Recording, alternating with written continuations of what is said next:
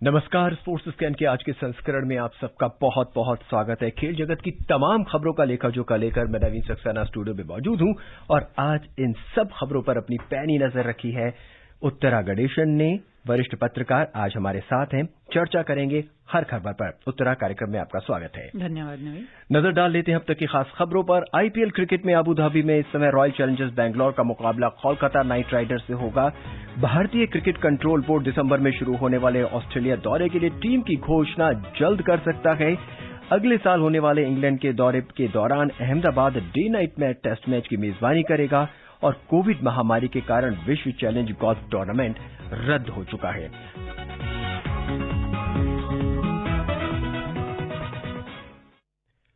Uttara, IPL में आज Abu Dhabi में रॉयल चैलेंजर्स बैंगलोर का मुकाबला कोलकाता नाइट राइडर्स से हो रहा है। ताजा खबर यह है कि कोलकाता नाइट राइडर्स ने टॉस जीतकर पहले बल्लेबाजी करने का फैसला किया है। अंकों के आधार पर शीर्ष 4 में दोनों टीमों पहुंच चुकी हैं। प्लेऑफ में अपनी जगह मजबूत करने का मौका है। बिल्कुल, और जिस तरह से बैंगलोर ने इस टूर्नामेंट में खेला है उससे तो पलड़ा उन्हीं का भारी लग रहा है, खास करके अगर पिछला मैच देखें जिस तरह से जीते थे बैंगलोर की टीम। लेकिन कोलकाता का मोराल जरूर बहुत हाई होगा, खास करके जिस तरह से लॉकी फर्ग्यूसन ने पिछले मैच में अपने पहले ही आईपीएल के गेम में जिस तरह से उन्होंने गेंदबाजी की थी, तो वो जरूर, और सुपर ओवर में जिस तरह से उन्होंने विकेट लिया था और उसके बाद टीम को जीत दिलाई थी, उससे मुझे लगता है कोलकाता की उम्मीदें बहुत ज्यादा ऊंची होंगी। प्लस थोड़ा बहुत एक राइवलरी वाली चीज भी है कि पिछले मैच में जितनी बड़ी हार मिली है कोलकाता को, तो कहीं ना कहीं वो चीज उन्हें चुभी जरूर होगी बहुत, और वो ये जरूर चाहेंगे कि उस हार का बदला आज लिया जाए। पिछले मैच में कोलकाता ने अपने कप्तान को भी बदल डाला था कि क्या उन्होंने बदल लिया था अपने आप को, उसके बावजूद भी उनको कुछ खास फायदा नहीं हुआ। बल्कि जो ऑलमोस्ट 80-82 रन्स की हार है वो अगर T20s के लिहाज से देखा जाए तो बहुत बड़ी है, और आईपीएल जैसे टूर्नामेंट के हिसाब से अगर देखें तो वो और बड़ी हो जाती है। तो 80 रन की हार जो है वो मुझे लगता है किसी भी टीम या किसी भी कप्तान के लिए पचाना आसान काम नहीं होता है। लेकिन ये कोलकाता भी ये मानेगी कि वो एक एबी डिविलियर्स स्पेशल था जिसकी वजह से वो हारे थे, और जब एबी डिविलियर्स जैसे प्लेयर अपने फॉर्म में होते हैं और वो मारने पे आते हैं तो उसके बाद उनके सामने कोई भी बॉलर या टीम नहीं टिक पाती है। ये सारे कप्तान मानते हैं। वो एक अलग जोन में चले जाते हैं, वो एक अलग लेवल पे खिलाड़ी हो जाते हैं। तो उनको अगर ये रोक पाएं आज, और मुझे ये उम्मीद जरूर है कि लॉकी फर्ग्यूसन आज शायद टीम में जरूर होंगे। हालांकि मैंने अभी टीम चेक नहीं की है इनकी कि आज क्या हुआ है केकेआर की टीम का। तो अगर लॉकी फर्ग्यूसन टीम में हैं, और मैं देख रही हूं कि हैं वो टीम में, उनको बाहर बिठाने का कोई मतलब था नहीं पिछले मैच के बाद, तो ये बहुत जरूरी हो जाएगा कि ऊपर के विकेट एटलीस्ट 2-3 बैंगलोर के जल्द से जल्द निकालें। ये केकेआर की टीम पर अब एक नजर डाल लेते हैं। शुभमन गिल है, टॉम बेंटन है, राहुल त्रिपाठी है, नीतीश राणा है, दिनेश कार्तिक है, इयान मॉर्गन है, पैट कमिंस है, लॉकी फर्ग्यूसन है, कुलदीप यादव है, प्रसिद्ध कृष्णा है और वरुण चक्रवर्ती है। हालांकि टीम बहुत मिलीजुली नहीं कहनी चाहिए, एक सशक्त टीम की बात हम कर सकते हैं। बिल्कुल, लेकिन ये भी देखना होगा कि ये इस टीम को यूज कैसे करते हैं। एक राहुल त्रिपाठी की पोजीशन शायद उस बेचारे प्लेयर को अभी तक नहीं समझ आई है कि वो ओपनर है या एंड में आके फिनिशर है कि 7वें नंबर पे आके खेले। तो ऐसे जब आप ऊपर नीचे बहुत चेंज करते हैं तो एक प्लेयर के ऊपर भी दबाव बढ़ता है, उसे अपना रोल नहीं समझ आता कि उसका काम फाउंडेशन बिल्ड करना है ओपनर आके, उसका काम मैचेस फिनिश करना है नीचे आके, या उसको मिडिल ओवर में आके इनिंग संभालने का काम करना है। तो मुझे लगता है कि वो चीज एक टीम केकेआर की बहुत अच्छी है, उसमें कोई डाउट नहीं है। लेकिन उस टीम को आप यूज कैसे करते हैं, और आप उस जो आप प्लेइंग 11 भी बनाते हैं उसमें अपने खिलाड़ियों को किस तरह से इस्तेमाल करते हैं, क्योंकि केकेआर ने बहुत चेंजेस किए हैं प्लेइंग ऑर्डर में और खिलाड़ियों को की अदला बदली बहुत की है। ये चीज किसी भी टीम को सेटल होने में बिल्कुल हेल्प नहीं करती है। उत्तरा, आरसीबी और केकेआर आज दोनों ही अपना 10वां मैच खेलेंगी। हालांकि 12 पॉइंट्स के साथ आरसीबी तीसरे पायदान पर है और केकेआर 10 पॉइंट के साथ चौथे पायदान पे है। तो प्लेऑफ में अपना जो स्थान पक्का करने के लिए आज का मैच बहुत इंपॉर्टेंट होगा। विराट कोहली परफॉर्म जरूर कर रहे हैं और उन्होंने रन भी बनाए हैं, करीब 350 पौने 400 के आसपास उनके रन हैं अभी इस आईपीएल में।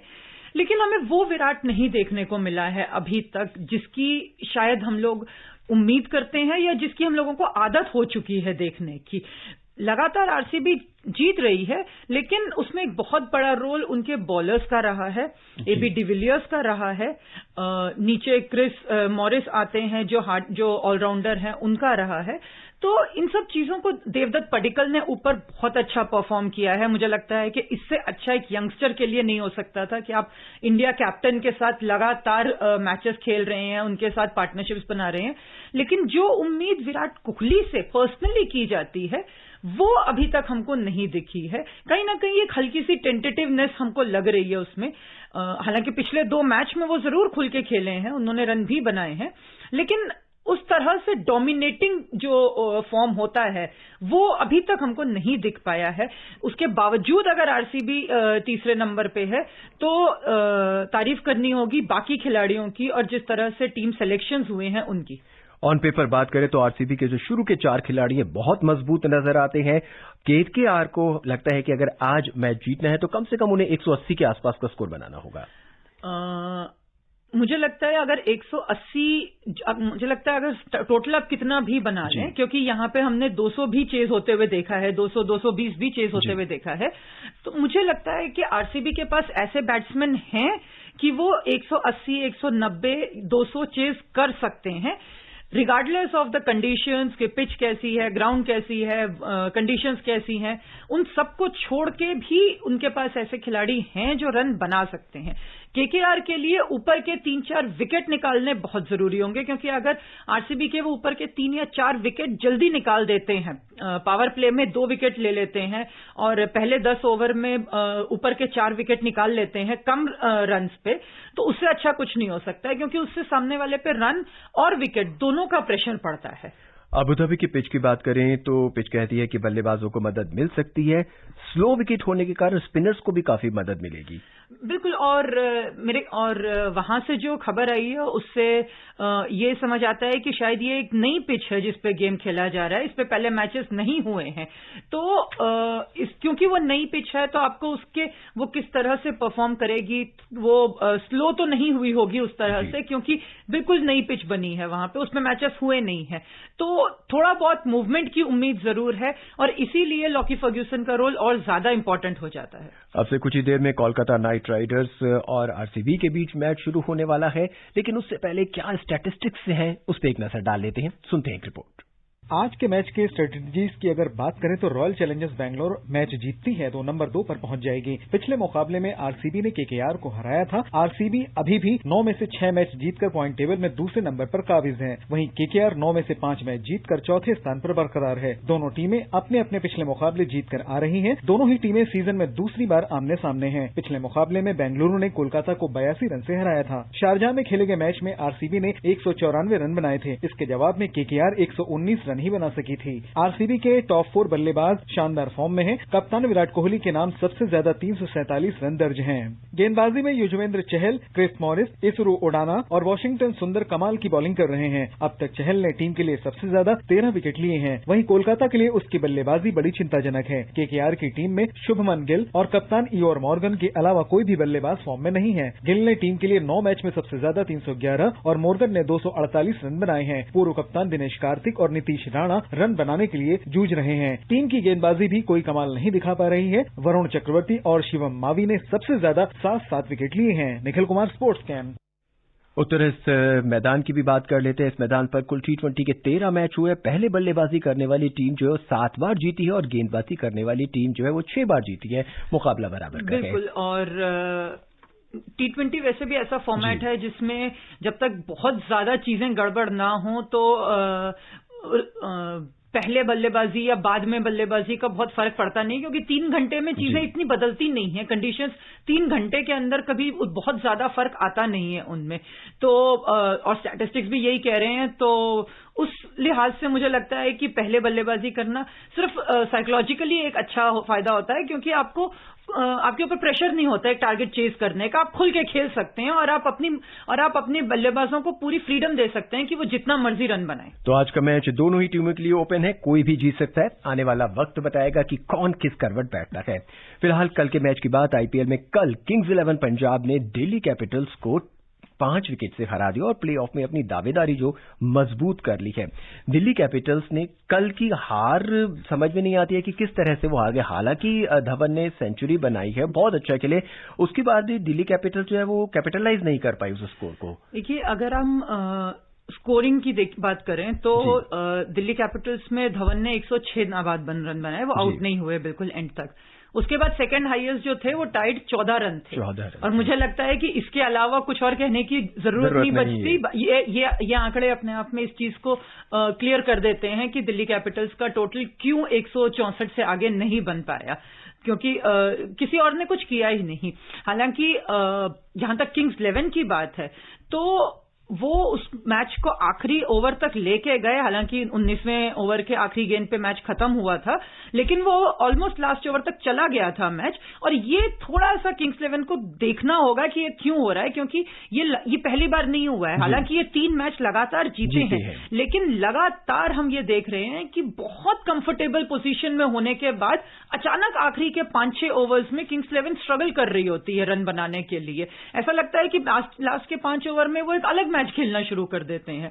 वो क्यों हो रहा है ये किंग्स को देखने की जरूरत है, लेकिन मुझे लगता है जब तक रिजल्ट आपके फेवर में आ रहे हैं कोई उस चीज के साथ ज्यादा छेड़खानी करेगा नहीं। अभी किंग्स 11 के लिए एक कल बहुत अच्छी बात ये रही, हालांकि राहुल जो है वो नहीं चले, उसके बावजूद भी टीम जीतती है। बिल्कुल, और सबने और आपको ये लग रहा था कि हर प्लेयर अब कम से कम 10 मैच होने के आसपास 10 मैच हो गए हैं, तो अब कहीं ना कहीं प्लेयर्स को ये रियलाइज हो रहा है कि अकेले केएल राहुल की टीम नहीं है ये यहाँ पे। हालांकि मयंक अग्रवाल अभी भी स्ट्रगल कर रहे हैं, शुरू के 1-2 मैचेस के बाद उनके उस तरह से रन नहीं बन रहे, लेकिन क्रिस गेल जब से आए हैं उन्होंने लगातार परफॉर्म किया है। निकोलस पूरन ने शुरू में खराब करके, लेकिन अब वो फॉर्म में आ रहे हैं धीरे धीरे। ग्लेन मैक्सवेल ने थोड़ा सा परफॉर्म किया जो बिल्कुल नहीं चल रहे थे। तो मुझे लगता है कहीं ना कहीं अब प्लेयर्स ये समझने लगे हैं कि अगर आपको प्लेऑफ तक पहुंचना है तो केएल राहुल अकेले आपको खींच के नहीं ले जा सकते। वो कितने भी रन बना ले, आपकी टीम नहीं जीत सकती। जैसा कि उन्होंने शायद शिखर धवन को देख के भी सीखा होगा कि आप सेंचुरी पे सेंचुरी बनाएं, उससे कोई फर्क नहीं पड़ता जब तक बाकी के 10 खिलाड़ी कुछ उनको सपोर्ट नहीं करेंगे।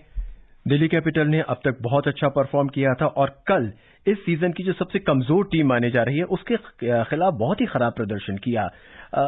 तो इसका क्या कारण रह सकता है? होता है कई बार आप बहुत अच्छा कर रहे होते हैं तो बीच में एक स्पीड ब्रेकर लगना थोड़ा सा जरूरी भी हो जाता है टीम के लिए। मैच के बाद टीम के कप्तान श्रेयस अय्यर ने ये कहा भी था कि it was a wake up call for us and it's good that अभी हमें ये मिला है, क्योंकि वो जिस स्टेज पे हैं वो अफोर्ड कर सकते हैं, ये बहुत बड़ी बात है। वो एक और हार अफोर्ड कर सकते हैं, लेकिन उसके बाद अगर वो सीरीज हो गई, क्योंकि winning is a habit, losing is a habit. अभी तक विनिंग हैबिट चल रही थी, अगर वो 2 मैच और हार गए तो वो हार की हैबिट पढ़ते पढ़ते देर नहीं लगेगी। अगली खबर, भारतीय क्रिकेट कंट्रोल बोर्ड ऑस्ट्रेलियाई दौरे के लिए 32 सदस्यीय टीम की घोषणा कर सकता है। भारतीय टीम को आईपीएल के बाद ऑस्ट्रेलिया दौरे पर रवाना होना है, जहां दोनों टीमों के बीच टेस्ट, T20 इंटरनेशनल और वनडे इंटरनेशनल श्रृंखला जो है खेली जानी है। तीनों फॉर्मेट मिलाकर 32 सदस्यीय टीम चुनी जानी है। एक बहुत बड़े दल की घोषणा होने वाली है। शायद इसीलिए क्योंकि एक तो 1.5 महीने लंबा टूर है और इंजरीज के पूरे चांसेस हैं, क्योंकि आप आईपीएल के ठीक बाद जा रहे हो। अभी आईपीएल में भी हमने बहुत सी इंजरीज देखी हैं।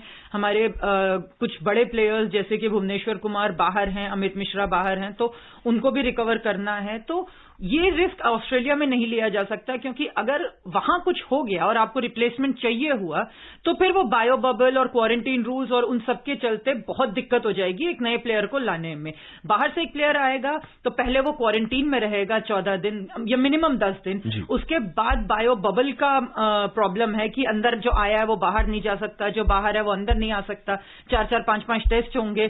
तो शायद उसी चीज को अवॉइड करने के लिए इतने बड़े दल की घोषणा की जा रही है कि सारे एरियाज कवर हो जाएं, और बाई चांस कुछ हो जाए, चाहे वो इंजरी की वजह से हो या किसी भी वजह से हो या कोविड पॉजिटिव टेस्ट की वजह से हो किसी के, तो बाहर से किसी खिलाड़ी को वापस इंडिया से बुलाने की जरूरत ना पड़े। उत्तरा चयन समिति के लिए बहुत आसान होगा जिस तरह के परफॉर्मेंस आईपीएल में भारतीय क्रिकेटर्स दे रखे हैं। किन नए खिलाड़ियों की उम्मीद की जा सकती है? ये काफी हैं, और स्पेशली यंगस्टर्स जितने भी हैं। तो देवदत्त पडिक्कल हैं जो विराट कोहली के साथ खेल रहे हैं, शुभमन गिल ने लगातार परफॉर्म किया है, कमलेश नागरकोटी ने गेंदबाजी उस तरह से नहीं की है जो आप बोलते हो, लेकिन वो यंगस्टर हैं और इंजरी से वापस आ रहे हैं। 2 सीजन मिस किया उन्होंने आईपीएल का, तो उस लिहाज से वो अच्छा कर रहे हैं। शिवम मावी अच्छा कर रहे हैं, शिवम दुबे अच्छा परफॉर्म कर रहे हैं एज एन ऑलराउंडर। बहुत से खिलाड़ी हैं और ये एक अच्छी चीज है कि यंगस्टर्स इतना अच्छा परफॉर्म कर रहे हैं। ज्यादा की टेंशन होना कि सेलेक्टर्स के लिए हमेशा अच्छी बात होती है कि कम पड़े और आपको ढूंढने पड़े प्लेयर्स, उससे अच्छा हमेशा ये होता है कि आपके पास इतने हों कि आप डिसाइड ना कर पाएं कि किसको लें और किसको छोड़ें। भारत को ऑस्ट्रेलिया में 3-3 मैचों की T20 इंटरनेशनल और वनडे इंटरनेशनल सीरीज खेलनी है, जबकि 4 मैचों की एक टेस्ट श्रृंखला भी खेलनी है। करीब 2 महीने के दौरे पर बीसीसीआई के लिए मुश्किल होगा कि कोई खिलाड़ी दौरे के बीच में बायो बबल में शामिल हो, जैसा कि उत्तरा ने बताया। अगली खबर, भारतीय क्रिकेट कंट्रोल बोर्ड के अध्यक्ष सौरव गांगुली ने कल बताया कि अगले साल की शुरुआत में इंग्लैंड के भारत दौरे के दौरान Ahmedabad day night test match की मेजबानी करेगा। इंग्लैंड अगले साल जनवरी से मार्च तक भारत के दौरे पर रहेगी। इंग्लैंड की टीम इस दौरान 5 टेस्ट मैच, एक दिवसीय टेस्ट मैचों की श्रृंखला भी खेली जाएगी। बीसीसीआई ने बताया कि टेस्ट श्रृंखला अहमदाबाद, धर्मशाला और कोलकाता में खेली जा सकती है। हालांकि अभी इस पर अंतिम फैसला नहीं लिया गया है। कोविड काल चल रहा है, इसके बावजूद भी क्रिकेट जो है धीरे धीरे आगे बढ़ता जा रहा है। एक बहुत अच्छी खबर है ये। बिल्कुल, और मुझे लगता है कि दुनिया भर के क्रिकेट बोर्ड्स और एडमिनिस्ट्रेशंस जो हैं वो इंग्लैंड से जरूर सीखना चाहेंगे। जिस तरह से उन्होंने अपना पूरा समर सीजन एक तरह से हर फॉर्मेट में 4 अलग अलग टीमों के खिलाफ खेल के बहुत बिना किसी दिक्कत के बहुत अच्छी तरह से निकाला, तो मुझे लगता है कि उससे बहुत कॉन्फिडेंस मिला है एडमिनिस्ट्रेटर्स को। और जिस तरह से अभी आईपीएल भी हो रहा है वहां पे जिस तरह से पूरा अरेंज किया, मुझे लगता है उस चीज से बीसीसीआई को बहुत कॉन्फिडेंस मिला होगा कि ये चीज मैनेज हो सकती है। क्रिकेट के मैदान के बाद अब आपको गोल्फ की दुनिया में ले चलते हैं। दुनिया के नंबर 1 खिलाड़ी टाइगर वुड्स की मेजबानी में होने वाले हीरो विश्व चैलेंज गोल्फ टूर्नामेंट को कोविड-19 को देखते हुए रद्द कर दिया गया है। इस प्रतियोगिता का आयोजन बहामास के अल्बानी शहर में 3 से 6 दिसंबर तक होना था। टेनिस की बात करें तो पूर्व American Open champion Marin Cilic Cologne tennis tournament के पहले दौर में हारकर बाहर हो गए हैं। सिलिच को पहले दौर में स्टीव जॉनसन ने 7-6, 6-4 से पराजित किया। दूसरे दौर में जॉनसन का मुकाबला अलेक्जेंड्रा डेविडोविच और जुमेर जुमहूर के बीच होने वाले विजेता से होगा। बात फुटबॉल की, इंडियन प्रीमियर लीग के मुकाबले में वॉल्स ने लीड्स यूनाइटेड को 1-0 से हरा दिया है। उनके लिए राउल जेमनेज ने 70वें मिनट में गोल किया। पहले हाफ में लीड्स ने दबदबा बनाकर रखा था, लेकिन वो गोल नहीं कर पाए। घरेलू मैदान पर लीड्स की ये पहली हार है। इस जीत के साथ वॉल्स ने 5 मैचों में 9 अंक हासिल कर लिए हैं। क्लब प्रीमियर लीग टेबल में 6ठे स्थान पर है। वहीं 16 साल बाद लीग खेल रही लीड्स 7 अंक के साथ 10वें स्थान पर है।